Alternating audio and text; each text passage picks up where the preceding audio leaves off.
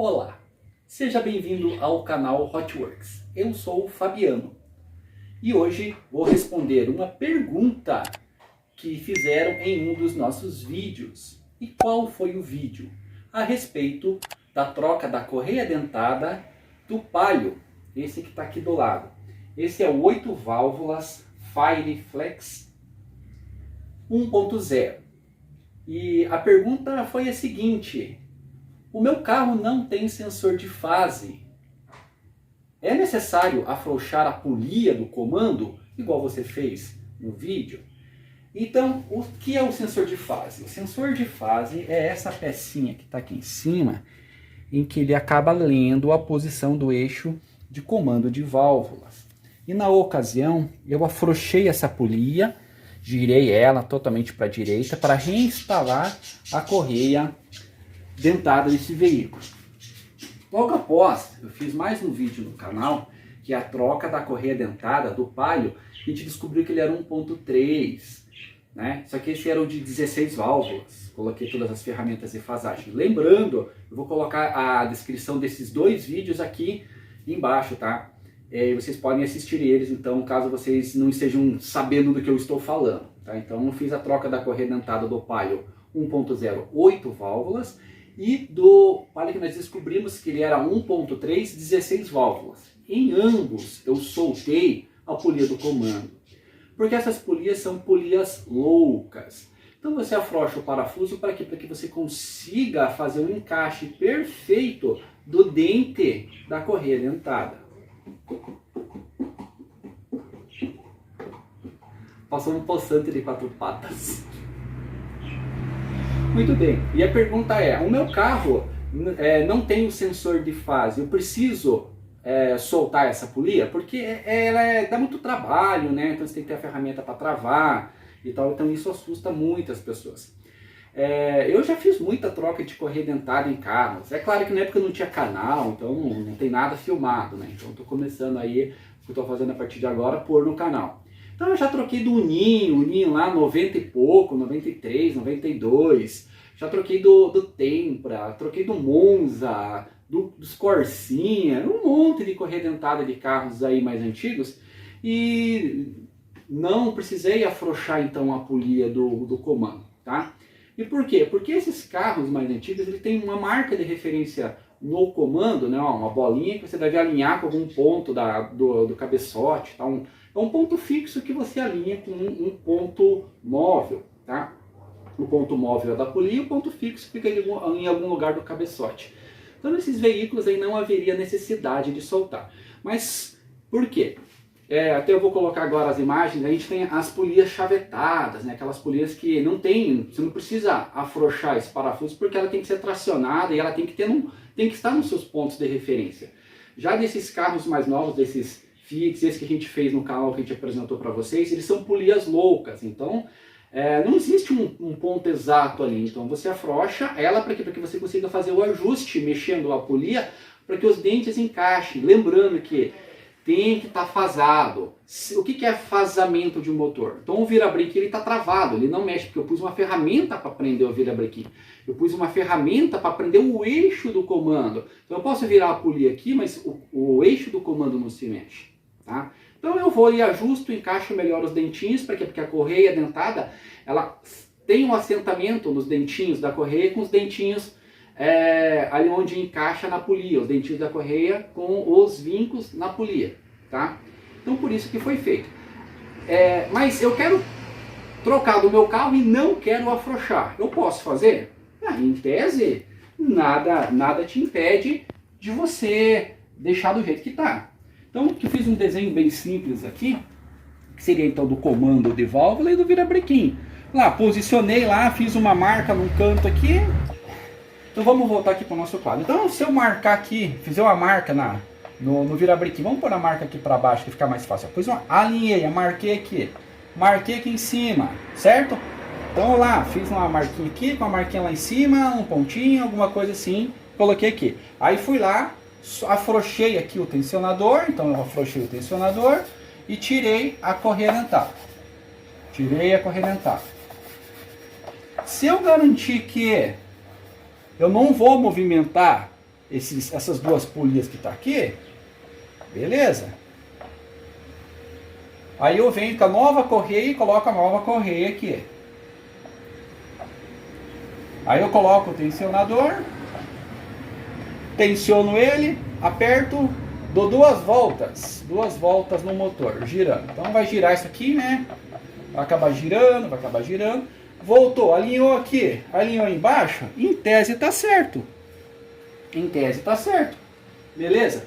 O que pode ter acontecido? Às vezes era um carro que você precisava ter afrouxado a polia e você não afrouxou. E aí deu aquele jeitinho, porque às vezes você fazou o comando, fazou o virabrequim e na hora de colocar a correia ali, ela não está encaixando, você dá aquela afrouxadinha na ferramenta ali assim de fasagem para que a polia consiga dar aquela mexidinha e encaixou o dentinho. Você acabou atrasando ou adiantando o ponto do motor, nem que seja em 30 minutos, nem 1 grau inteiro, pode ser que você tenha feito isso. E aí o carro vai funcionar? Ele vai funcionar com uma beleza, tá? E você vai dirigir, pô, o carro tá meio assim, tá, mas tá andando. O ser humano tem uma capacidade muito grande de se adaptar com as novas situações. Aí você se acostuma com o jeito do carro, tá? Tanto esse daqui, que é o nosso carro que nós estamos mexendo nele, né? O de 8 válvulas. Quanto esse que eu vou pôr a foto aqui embaixo, que é o carro do meu irmão do 16 válvulas, os dois, quando eu fui fasar o motor, os dois estavam com pelo menos um dente da polia fora do ponto. Esse aqui estava com um dente fora do ponto e o de 16 válvulas estava com 2 dentes fora do ponto. Que alguém fez muito provavelmente nesse sistema, sem fasar, sem nada, fez uma marca ali, uma marca lá e tal, o carro andava? Ele andava, né? Qual que era o sintoma? Esse aqui era meio fracão para andar mesmo assim, sabe? Ele era, tipo, você pisava, ele... e o carro do meu irmão estava reclamando um monte que a luz do óleo ficava piscando. O que é isso? Isso é consequência de uma causa de uma troca de correia feita no passado e que não atendeu às normas exigidas pelo fabricante, que seria então afrouxar a polia para poder fazer o ajuste. Você faz o eixo de comando, você faz o virabrequim, solta a polia e ajusta, aperta o tensionador, dá as 2 voltas no motor, ele vai ficar no ponto, vai ficar legal. Depois que eu fiz a troca no 8 válvulas e no 16, os carros mudaram. Nunca mais piscou a luz de óleo do carro do meu irmão, não pisca mais, porque agora o carro está no ponto, a gente se acostuma. Só para vocês terem uma ideia do que eu estou falando, eu tenho 2 eixos de comando que era do motor da Brasília. Aquela Brasília que vocês já viram aí no canal, né? Quem assiste ao nosso canal já faz algum tempo, viu a Brasília que a gente mexia aí, a nossa Brasília cinza, né? E por algum motivo eu precisei abrir o motor. Tem vídeo no canal, a gente viu um pistão quebrado. Na realidade eu fui tirar uma vela, saiu com a rosca no cabeçote. Tirei o cabeçote para poder arrumar a rosca. Fiquei encucado, arranquei o cilindro e descobri um pistão com a saia quebrada. Resolvi abrir o motor e aí eu descobri uma coisa muito interessante. Mas muito interessante, porque eu estava acostumado com o carro daquele jeito, tá? E aí eu tinha ganhado de um amigo meu um eixo de comando do 1600 também. Isso aqui está bem melhor do que o que eu tirei de dentro do motor. Primeiro, a gente tem, é pouca coisa, mas entre o eixo que está aqui e a polia,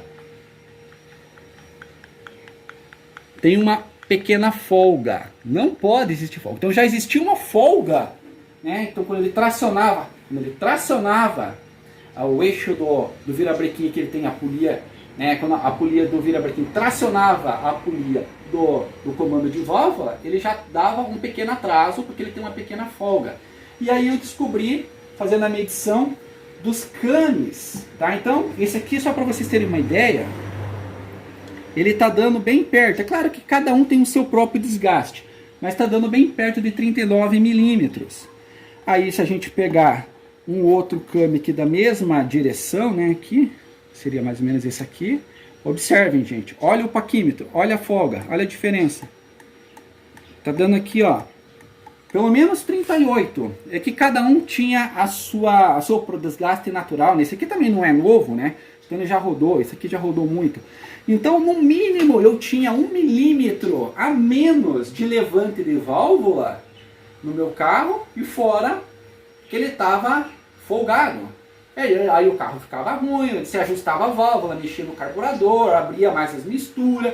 ajustava mais o ponto, para quê? Para que o carro conseguisse tentar render. Só que você vai se acostumando, o carro tá legal, tá andando, você bate na partida, precisa sair. E qual que é a missão do carro? Não importa se seja um carro novo, um carro velho. A missão do carro, o carro foi fabricado para ter levado o ponto A ao ponto B. Nesses últimos 20 anos que estão enfiando um monte de parafernália dentro do carro para fazer com que o consumidor troque de carro de ano em ano, é computador, é multimídia. Mas a função do carro sempre foi ter levado o ponto A ao ponto B. E você se acostuma com isso. Então, eu estava com um carro que tinha um problema interno no motor, no eixo de comando de válvulas, ficava procurando ali, o meu carro está falhando um pouco, mexi um pouco na ignição, mexi um pouco no carburador, dirigia assim mesmo e estava bom. Quantas pessoas tem nesse momento rodando com o carro fora de ponto, um dentinho da correia, por quê? Porque o mecânico não fazou o motor, não usou as ferramentas corretas, não afrouxou a polia. Às vezes, quando o fabricante recomenda que deve se afrouxar a polia do comando para o melhor ajuste fasar no motor, soltar a polia, encaixar a correia e dar o torque certo no tensionador.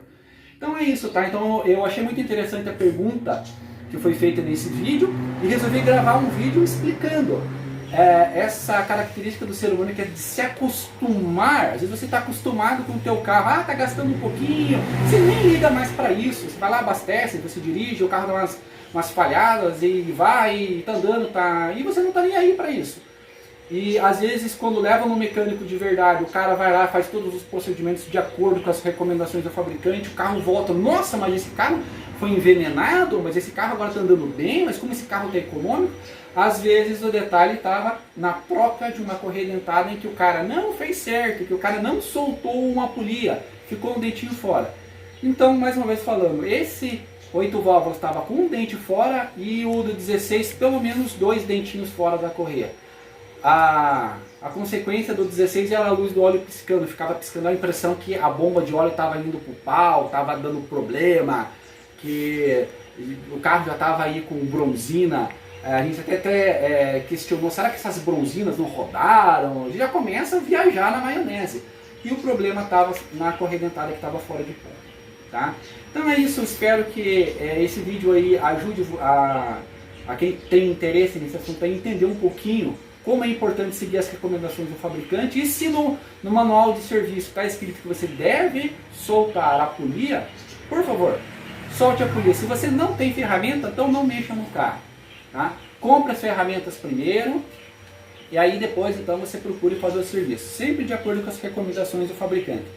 É isso. Também tenho poucas ferramentas, mas se eu me prontifico a mexer com um determinado carro, primeiro eu vejo o que vai ser necessário para mexer naquele carro, verifico se eu tenho aqui no meu carrinho de ferramentas todas as ferramentas que eu vou precisar, e se eu não tenho e eu quero realmente mexer nesse carro, porque eu não gosto de pagar outra pessoa para fazer, eu gosto de eu ir lá e fazer mesmo, né? Isso é mais eu que gosto, né?